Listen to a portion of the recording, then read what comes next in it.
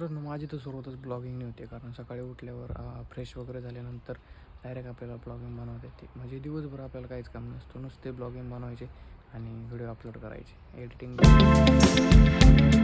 हाय मित्रांनो, good morning. कसं आहेत? मजेत ना? स्वागत आहे तुमचं पुन्हा एकदा माझ्या नवीन व्हिडिओमध्ये. मी अनिकेत चौरे.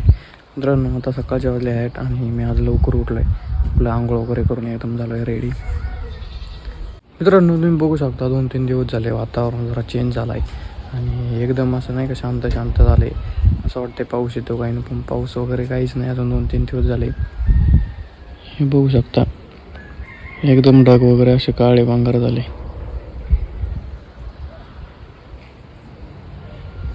पाऊस यासारखं दिसते पण पाऊस पण येत नाही, त्यामुळे कळतच नाही पाऊस येतो का नाही काय माहिती. पण वातावरण एकदम चेंज झालेलं आहे मित्रांनो. घरी बसून बसून पण मित्रांनो नुसतं बोर होतं, पण आपल्याला काय, आपलं फक्त एकच काम आहे, नुसतं दिवसभर ब्लॉग बनवणं मित्रांनो. दिवसभर ब्लॉग वगैरे बनवायचे, संध्याकाळच्याला एडिटिंग करायची आणि अपलोड करून द्यायचे.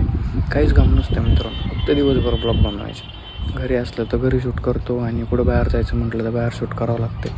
दिवसभर मात्र ब्लॉग बनवावं लागतात मित्रांनो. पण ब्लॉग वगैरे बनवायला मजा येते, कारण हिंडायला फिरायला भेटतं. आपण जिकडं जाईन तिकडं ब्लॉग वगैरे बनवू शकतो आणि त्यामुळं आपल्याला अनेक फिरायला जाण्यासाठी आपल्याला साधन भेटते आणि तिथे गेल्यानंतर आपल्याला संपूर्ण असा निसर्ग पाहता येतो आणि त्याचा आपल्याला ब्लॉग पण बनवता येतो. म्हणजे आपण जिथं जाऊ तिथं ब्लॉग बनवू शकतो.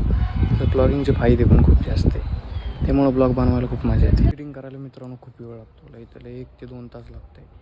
आणि तसं जर आपला 10 मिनटाचा जर ब्लॉग असेल तर खूप जास्त वेळ लागतो, कारण 5-6 मिनटाच्याच ब्लॉगला आपल्याला 1-1.5 तास लागतो. तर माझी तर सुरुवातच ब्लॉगिंगने होते, कारण सकाळी उठल्यावर फ्रेश वगैरे झाल्यानंतर डायरेक्ट आपल्याला ब्लॉगिंग बनवता येते. म्हणजे दिवसभर आपल्याला काहीच काम नसतं, नुसते ब्लॉगिंग बनवायचे आणि व्हिडिओ अपलोड करायचे. तर मग मित्रांनो, आजचा हा छोटासा ब्लॉग मी इथंच थांबवतो. भेटूया मग आपण आपल्या नेक्स्ट व्हिडिओमध्ये.